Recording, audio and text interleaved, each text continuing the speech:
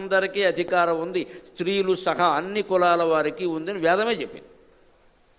ఎప్పుడు మధ్యయుగాల్లో ఏం జరుగుతూ ఉంటుందంటే కొందరికి అధికారం పెత్తనం వస్తుంది, వాళ్ళు మిగిలిన వాళ్ళని తొక్కేస్తారు. ఇదివరకు కొన్ని కులాల వాళ్ళు తొక్కేశారు, ఇప్పుడు కొన్ని కులాల వాళ్ళు తొక్కేస్తున్నారు. మొత్తమే తొక్కడం ఎప్పుడు జరుగుతుంది, తొక్కబడ్డం కూడా జరుగుతుంది. నువ్వు అవకాశం ఇస్తే ప్రతివాడు తొక్కుతాడు.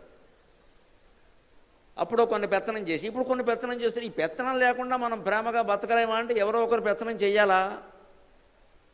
ఇంతటి జీవితం ఏమైనా శాశ్వతమా?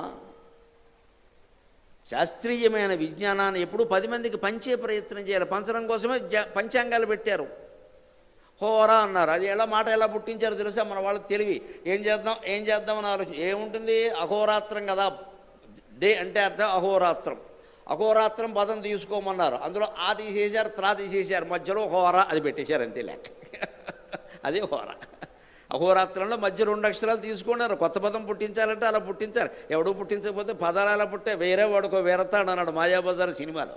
అంతే, కొత్త పదం పుట్టించాలంటే అంతే.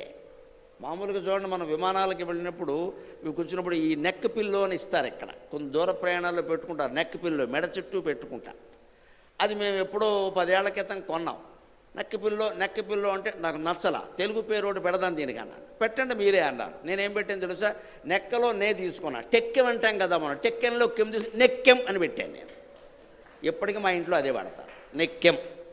కాదనేవాడు నా ఇల్లు నా ఇష్టం, నా తరగడా. నేను 2000 కొనుక్కున్నాను దాన్ని, నా పేరు